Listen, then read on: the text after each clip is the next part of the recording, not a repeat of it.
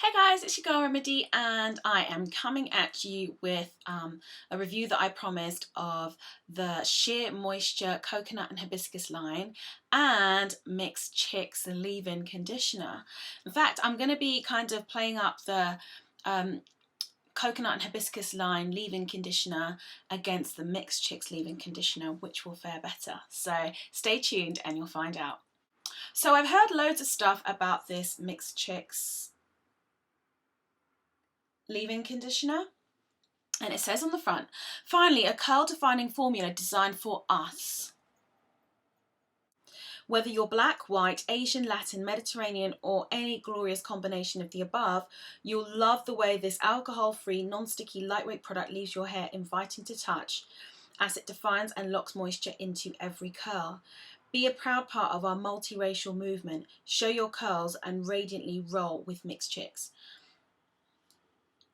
So the claims on the front are quite phenomenal, aren't they? Like, if you're black or white or Asian or Latin or mixed, this is going to work for you. A bit unsure as to how true that was before I tried the actual product. I picked this up from Afro and it's really difficult to find in the UK, by the way. You might have to buy it online. I had to go to Uxbridge, which is in West London, and I picked it up from a shop called Afro, and the guy in there claimed to be the supplier for all of the stores in Britain, although I've never seen it in any other store in Britain, and I have looked, believe me. So yeah, I mean, I'd heard some people said, oh, it worked really well for them, and other people it was so-so, it didn't really work all that well. So I thought I would give it a try for myself. Now, the first ingredient on here is water, which is always good, then followed by glycerin, then amodicithion. It's also got emulsifying wax, hydrolyzed wheat protein. It's also got jojoba oil, which is fantastic. If you didn't know, jojoba oil is the closest oil in structure and properties to our natural sebum that we secrete in our scalp. So actually it is the closest thing to what our body naturally produces to allow our hair to be supple, etc. So jojoba oil is always great to have in a product. It's got safflower oil, primrose oil, wheat amino acid, cross silk hydrolyzed collagen, looking really, really good. But then wait.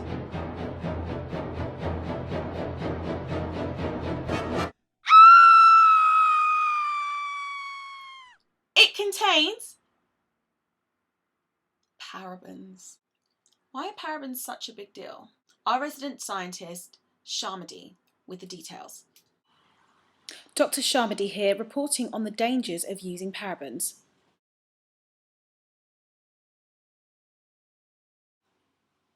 Parabens are preservatives that are used in the cosmetic industry in things that vary from toothpaste all the way down to shaving creams, lotions, shower gels, and it's even found in some processed foods. Now, the problem is that parabens have been found in breast cancer. There was a study of 160 women, and biopsies of their breast cancer showed that 99% of their tissues contained parabens, at least one, and 60% contained 5 parabens. Now, a lot of scientists, a lot of people within the actual cosmetic industry will say to you, well, that doesn't prove that there's an actual link. But it has been found by many studies in many samples of cancer. In fact, there was one study that found that all the samples of cancer that were taken actually contained parabens. Do you want to be using that? Your choice. Propyl paraben, butyl paraben, methyl paraben. We had a problem. I decided that as I had paid, if you can see, $15.95 for this product, and I'd left the store with it, and it was all the way in West London, which is a trek for me, I thought I would give it a try. Dubiously, just for you guys. Okay, so as to the actual smell,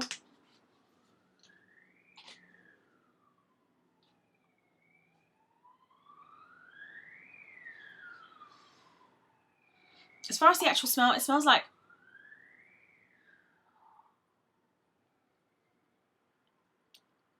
Oh, I'm sorry.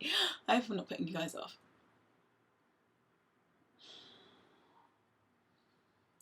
Honestly, this actually smells like a mix between hair remover cream, sunscreen, and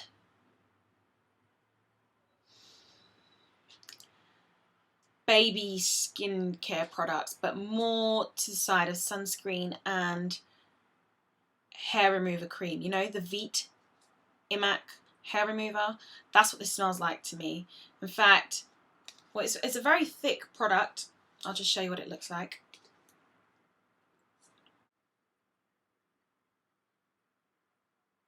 Now, what was this product like when I actually used it? Well, as always, before I start reviewing a product, I start with deep conditioned, shampooed, and deep conditioned hair. So it's starting at its best. Then I went in with this Mixed Chicks, and I sectioned my hair into 4 sections and made sure that I had thoroughly saturated each of the quarters. And I have to say, never again. I actually thought, well, you know, give it another try. I did it for a second week and the same results. Listen, you could not pay me to put Mixed Chicks into my hair. What it did, because you guys know I'm transitioning, I haven't put relaxer in my hair for what, 18, 19 months? And so therefore I have thicker curls at the roots.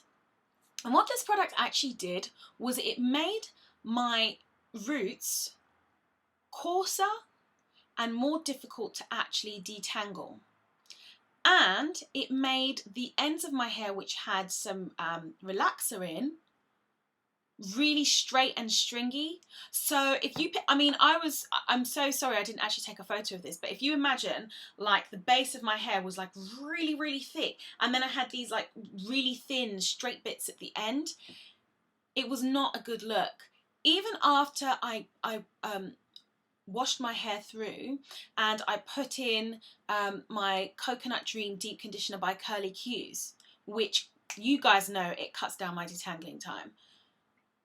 It literally took me about an hour and a half to detangle my hair because the roots literally, not only had they become coarse, they had mattified, and my ends just felt so like brittle and stringy, and honestly it didn't work for me. Now I know, I'm aware that there will be something that I will try which will work fantastically for other people out there. I've met people who this works for, but for me it didn't work.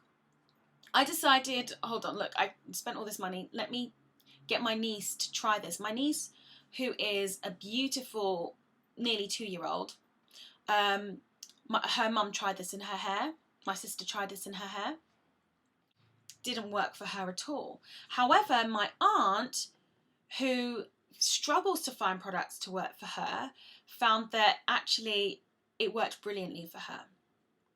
I have to say, on my initial application, my hair felt quite moisturised. But as the week went on, it just ended up mattifying my roots, and I was not feeling it at all. Now, to be honest, it's not hard to be better than Mixed Chicks, in my opinion. And for the longest time in the UK, I've been looking for Shea Moisture products. I couldn't find them anywhere, and I went to britishcurlies.com. The clever site hasn't listed it as Shea Moisture, so it hasn't listed it as per the product line. But if you look up leave-in conditioners, it automatically brings up this Shea Moisture organic coconut and hibiscus. Can I just start with sharing the story on the side of this? It's so touching, and I've never heard anyone else on YouTube share it. I thought it was so awesome. Sophie Tucker started selling shea nuts at the village market in Bonfay in Sierra Leone in 1912. First of all, I'm part Sierra Leonean, so that kind of resonated with me. In fact, I spent 5 years of my life growing up in Sierra Leone, and I was like, Okay, I'm loving this product. I'm going to buy this product forever if it works at all. And then by the age of 19, she was the widowed mother of 4 and selling shea butter, black soap and homemade hair and skin preparations all over the countryside.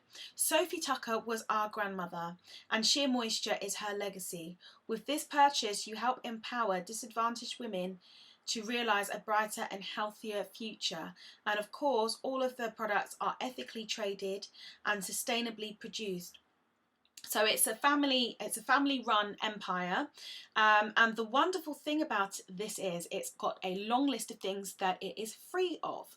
First off, no parabens, no phthalates, no paraffin, no gluten, no mineral oil, no synthetic fragrance, no animal testing, no PABA, no synthetic colour, no DEA, and no animal ingredients. And of course, no sulfates. And the same is true for the entire line. Now, this contains coconut oil, which from my hot oil video, I've talked about all the great properties of coconut oil. Of course, it hydrates and protects hair from heat damage and chemical damage. It contains silk protein, which reduces breakage, which strengthens hair, adds smoothness and silkiness, just like the name suggests, silk proteins. It does help with the whole detangling process. It contains neem oil, which is an age-old Ayurvedic oil that strengthens hair and provides brilliant shine. So those are the key ingredients that it contains in here. But of course, in addition, it contains deionized water, shea butter or shea butter, however you wish to pronounce it. It contains sugar starch. It contains an essential oil blend. It contains sage leaf, it contains honeysuckle, carrot seed oil, Japanese honeysuckle, vitamin E, and I mean the ingredients here are top notch. Now the smell, good job, Shea Moisture, thank you. It smells like, you can definitely smell the coconut, but I would say it's like a coconutty, fruity kind of smell. But yeah, it smells gorgeous. And the first time I used it in conjunction with the curl enhancing smoothie.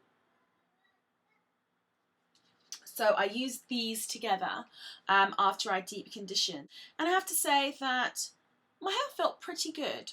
As the day went on, it went bigger, which of course I love. However, I have to say, by the end of the day, my hair didn't feel particularly moisturized, you know? Sometimes I use a deep conditioner and my hair just feels lush throughout the day. You can touch it at the end of the day and you know you've given your hair what it needs. I have to say, when I use these in tandem, in conjunction with each other, it didn't really have those results for me. So then I tried using the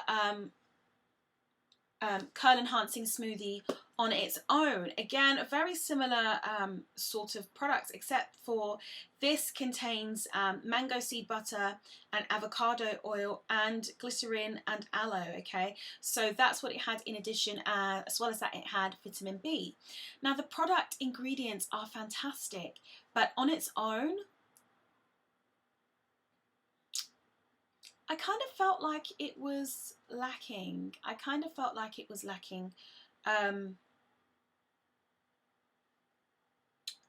It didn't really work for me. My hair didn't really feel that moisturized. It was okay. It was not something, you know, to write home about. So I was rather disappointed with that. What I then tried to do was I tried to mix it into the Shea tube formula, which is what I do with any conditioner which I love that I want to stretch out, or any conditioner which I think, well, I spent money on you and you need a little help. Okay, did that with the Mixed Chicks, didn't help at all. With the curl enhancing smoothie, still lacking. However, what I did was I put in aloe vera juice, a little castor oil and olive oil, and I gave it a good mix. Now I ended up doing this in the bottle, so when I was about halfway through with it, I mixed it and I made the Shea tube mix. And you know what? It's a keeper. I really, really liked it. Will I repurchase? Yes.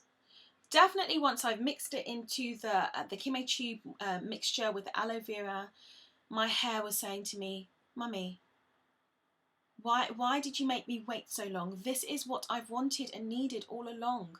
My hair just felt moisturized, it felt bouncy, the curls were defined. And by the way, with this curl enhancing smoothie, it did define my curls, definitely. So they both actually worked to define my curls. This was quite good at defining my curls. Now the other thing that they have in the line, which also contains the coconut oil, the silk protein and the neem, in addition it also contained hyssop, I think that's the only, oh yeah, hyssop and algae extract. This is actually quite good. This was literally something that I spritzed in my hair on my way out. Whenever I gave somebody a hug that I was meeting, they'd be like, oh my gosh, you smell so good. You smell really like flowery and fresh and summery. So I would always get compliments on how I smelt with this. I know there's somebody else on YouTube actually said the same thing as well. So it smells really, really good. In fact, it smells like,